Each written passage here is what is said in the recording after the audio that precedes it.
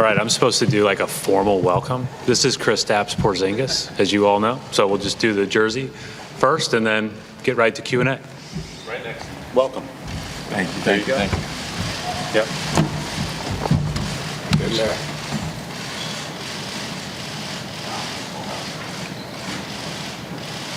Okay. Thanks, guys. Thank you. Obviously, we're excited to welcome Kristaps and excited to have him here. He's been here the last couple of days. Gotten through all of the things you have to go through as part of a trade, and thrilled that he's here. I talked about him a lot the other night, so I'll let him talk more today and let Joe add on as well.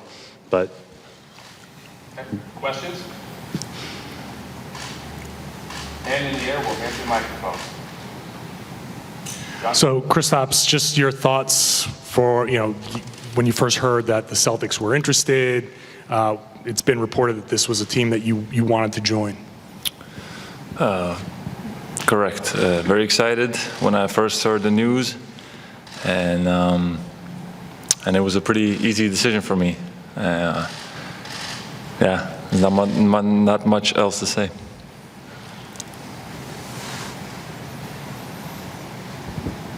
Brad, is there any kind of extension or anything like that to announce? Is that something that's being worked on? no, we'll have a chance to talk here in the next couple of days or next weeks or whatever it is.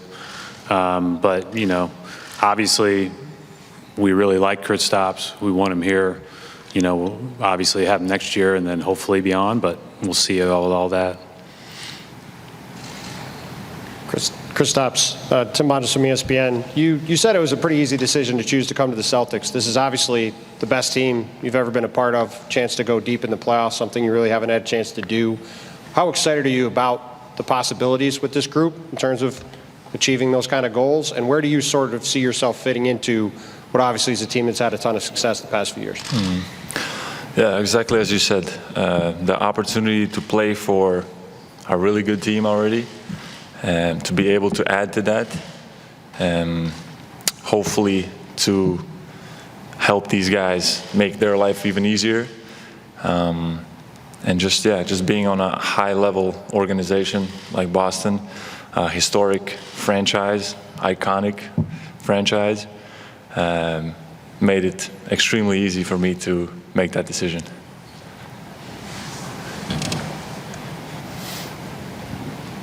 I was wondering how much of the Celtics you got to see during the playoffs, and if so, what were your observations? Honestly, not a lot. I saw maybe a couple of games of the Eastern Conference Finals.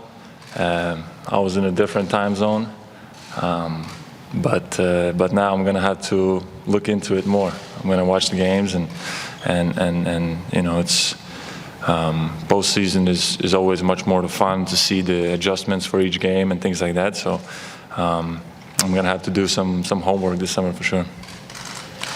Hey, Kristaps, welcome. I was curious, you played with Luka in Dallas, you played with Bradley Beal in Washington. What did you learn during those two stops about playing with other stars? Because you will be playing with Jaylen, Jason here. And for Joe, how do you see Kristaps fitting in next to those two, given his, high usage in other spots? For me, as I said, I want to come here to make life easier for those guys. Hopefully with my skill set and my talent, I can take some pressure off of those guys. And that's it. I come here to try to make this team better.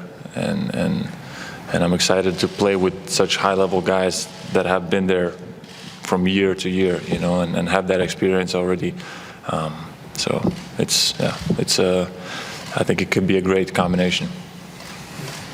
And you just have to have a balancing, and it's a balance of how we want to play. And I think those guys have gotten better in their careers of playing together and playing as a team. And I think that was one of the strengths we had this year, was we were able to take advantage of our roster and of our depth. And with Kristaps coming in, that's a piece for us that we can implement into our system and our identity. Kristaps is actually two questions. The first one, what is something that Celtics fans should know about you that they don't know right now? And the second one, I saw you're wearing number 8. Clearly number 6 was not going to work here or anywhere else in the league. Why did you choose to wear number 8 as a Celtic? Honestly, it doesn't have much meaning behind it. It was just a couple numbers available, single-digit numbers. So it was between 4 and 8, and I just went with 8. And then the first part was something that Celtic fans doesn't know about me. Good question. I'm gonna have to think about that. We come back to this. I'll ask it again in a few. All right, cool.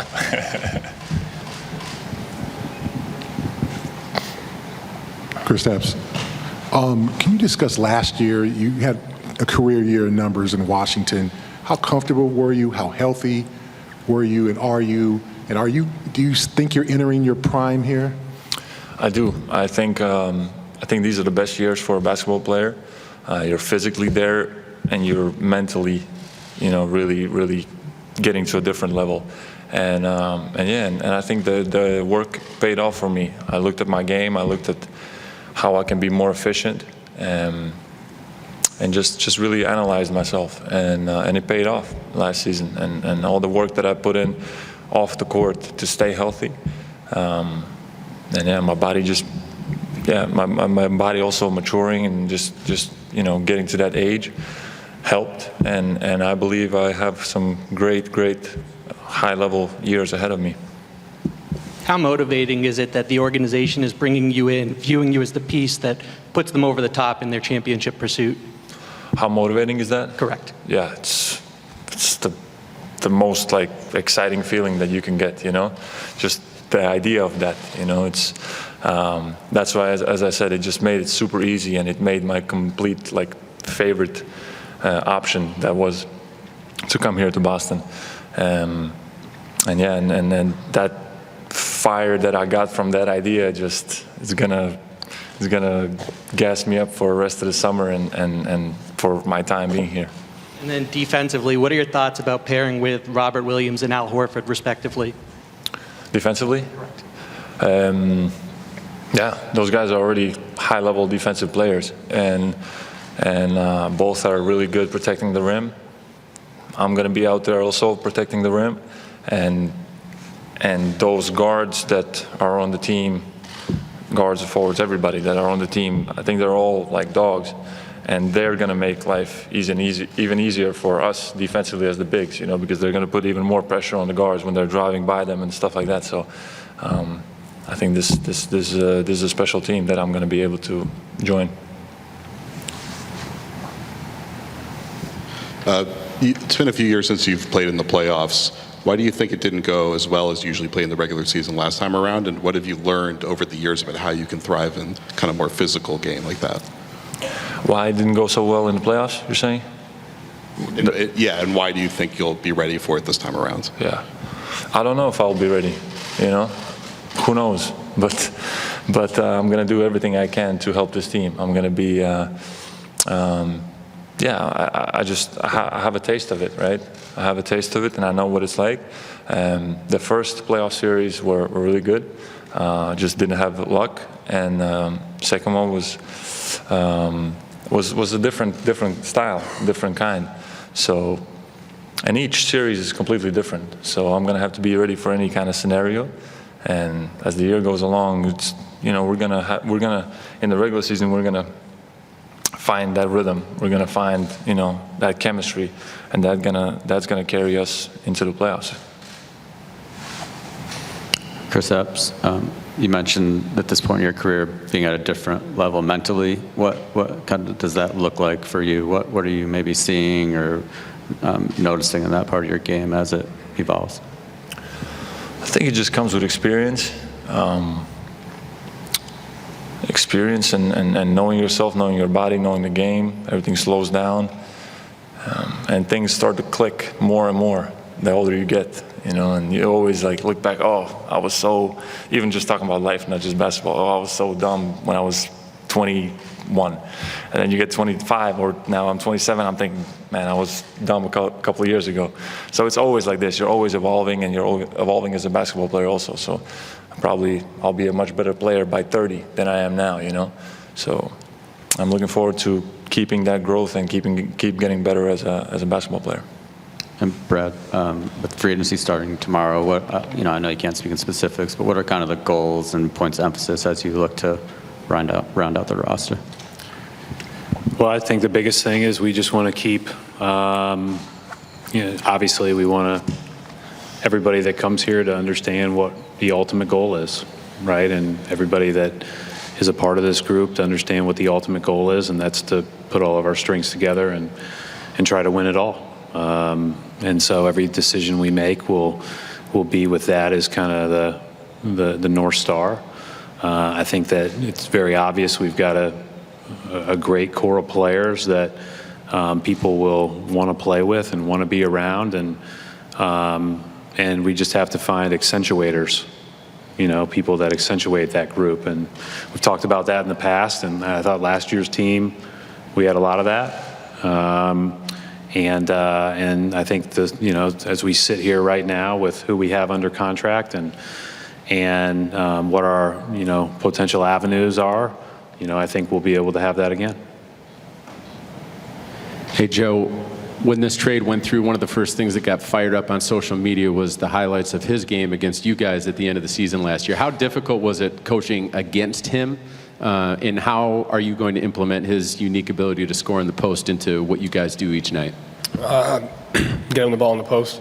And, obviously every year when you have a different team, you have to do things that, play to the strengths of that team. And so the addition of, Kristaps will help us, I think, on our post. It will help us against specific defenses that we may have had trouble with in the past and give us just a different look, which I think is important, to continue to make these deep runs, is to be a dynamic team. And then, that game, I remember that very vividly. It was a very difficult game for us on both ends of the floor.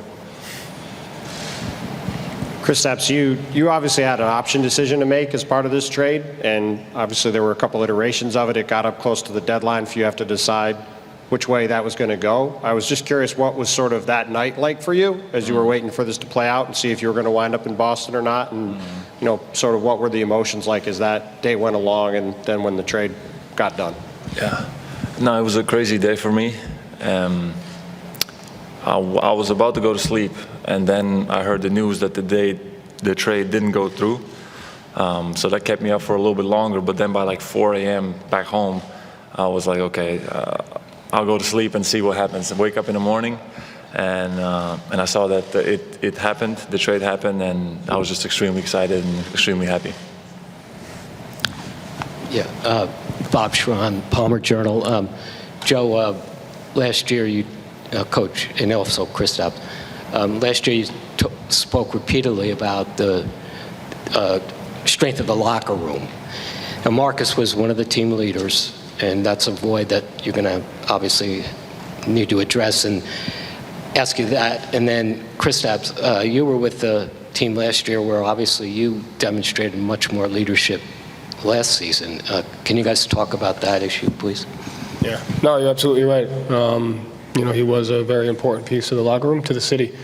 And, I think a strength of his was the ability to have an impact on and off the floor. And so that'll be missed. At the same time, we're bringing in Kristaps, who, from a personality standpoint, brings a lot of the same characteristics to where he works hard on the court, but he's also a guy that carries himself very well off the floor. And so I think that's important. And, the most important thing in our locker room is that whoever's on our team, we have a group of guys that share the same values and wanting to win and wanting to do it together. And that's what we have to build upon. And like I said, Chris, it's important for us, for me really, when they're learning about our players, that they're just as good as basketball players and people. And so I think Kristaps will, make our team better, but I think he'll make our locker room better as well. Final couple questions. Go ahead, Gary. Kristaps, you began your career in New York, obviously a high pick, a lot of pressure, kind of considered a cornerstone. How did that change you those years with the Knicks? How did that mature you? Did it mature you quickly, too quickly? What was that stretch like, and has that affected your career throughout your career? Yeah, of course. I got drafted to one of the biggest stages, if not the biggest, and I had to learn a lot quickly. But yeah, I mean, it prepared me for anything almost, in the league, and now getting traded to Boston, it kind of made me realize how much I missed being in like on a big stage, you know, and that's not like Dallas was great, of course, and Washington was great also, but I feel like this is a different level, different level of excitement and how good the team is and all of that. So yeah, I think New York helped me tremendously growing up and being prepared for almost any situation that you can be in the NBA. Final three questions, Kyrie, B-Rob, and then we'll wrap up the block. Kristaps, you spoke about wanting to make life easier for guys like Jaylen and Jayson. I'm curious how having guys that can score like that will make life easier for you. Yeah, no, definitely it will make it much easier. The same way last year, you know, playing with Brad and Kuz, they helped me, but and same way Jayson and Jaylen, you know, they're super high level guys. They're gonna pretty much have the whole team, the opposite team, all of their attention is going to be on them, and that might make me offensively much more open. And I look forward to hopefully doing the same back to them and drawing some attention, as I said. So yeah, it's going to be a little bit of time until we find that chemistry on the floor, and it's going to be it could be a very good mix for sure.